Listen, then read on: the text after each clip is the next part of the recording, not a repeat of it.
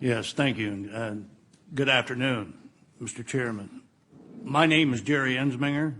I served faithfully in the United States Marine Corps for nearly a quarter of a century. Of my 4 children, who were all born during my military career, my daughter Janie was the only one to have been conceived, carried, or born while we lived aboard Marine Corps Base Camp Lejeune, North Carolina, during the years of the water contamination. When Janie was 6 years old, she was diagnosed with leukemia. She fought a valiant battle against her disease, but she eventually lost the war. She passed away on 24 September 1985 at the age of 9. That is correct. The 30th anniversary of her death was just 5 short, painful days ago.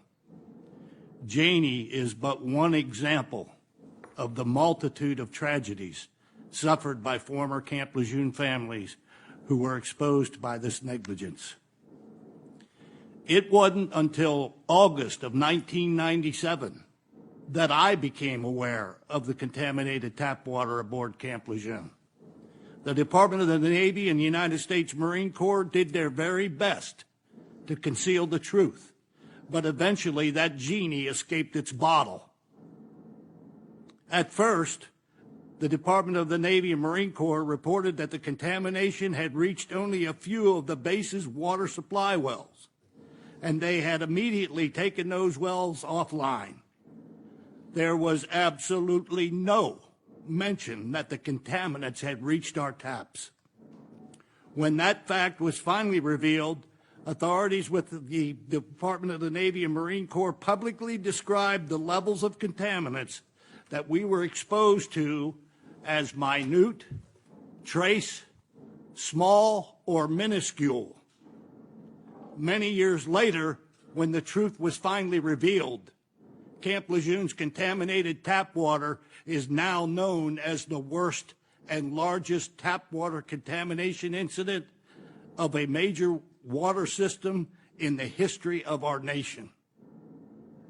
I would say that that is a far cry from our leader's description of the contaminant levels as minute, trace, small, or minuscule.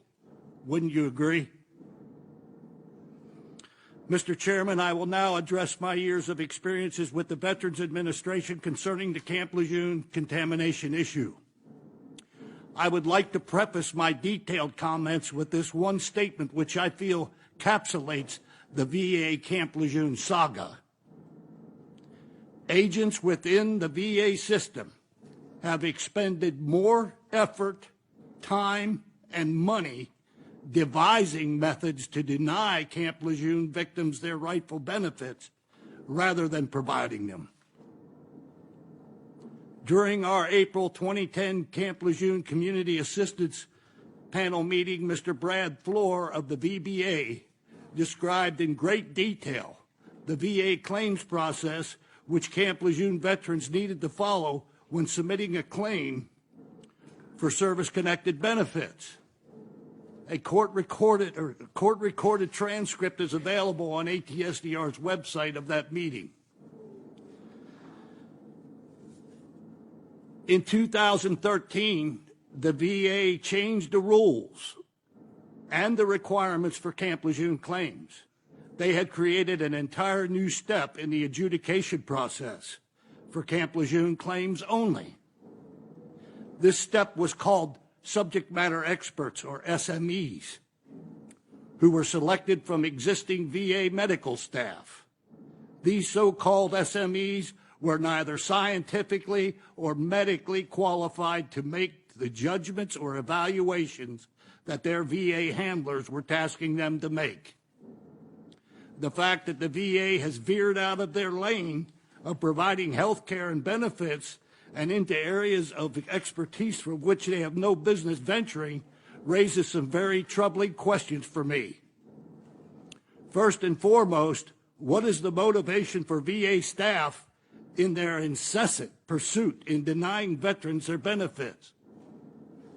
Most of the VA staff involved in this VA Lejeune debacle are or were retired military medical officers, and their actions exhibit an almost maniacal desire to deny their fellow veterans their benefits.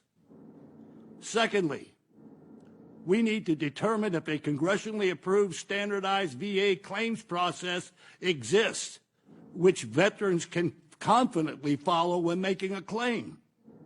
Apparently, the current policy allows the VA to modify the claims process at their whim without congressional oversight. This allows the VA to create insurmountable obstacles in the claims process for which most veterans don't have the knowledge or the finances to overcome. In layman's terms, this amounts to authorizing a sports team to change the rules at any time they desire, even during a game. How can anyone be successful in such a scenario? They can't.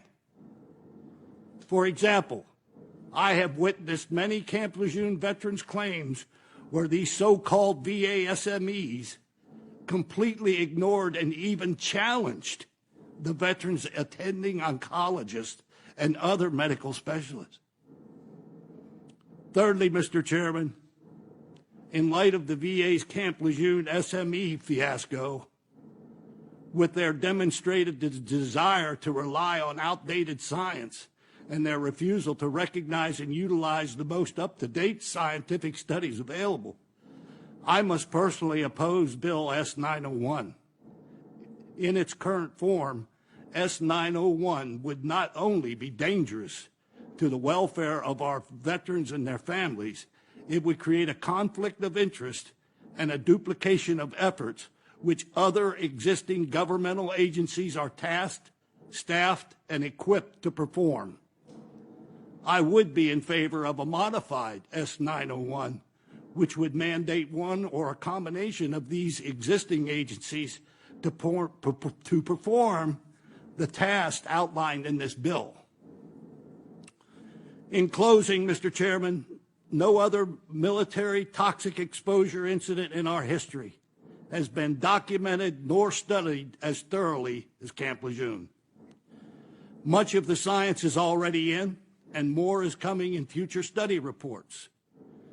Many Camp Lejeune veterans and their families have waited, suffered, and yes, some even died, waiting for this scientific evidence. They shouldn't need to wait any longer for the help that they deserve. We were all at Camp Lejeune to serve and protect our nation. None of us ever expected nor deserved to be poisoned, especially here on our home shores. Now, the VA representative you heard earlier brought up this VA app, exposure app that they've got. One of my colleagues just went to that app. The information on the Camp Lejeune page is incorrect. It's outdated science. It says TCE may cause kidney cancer. That app is about like a computer. It's only as good as what you put in it. Thank you. Without objection, we'll submit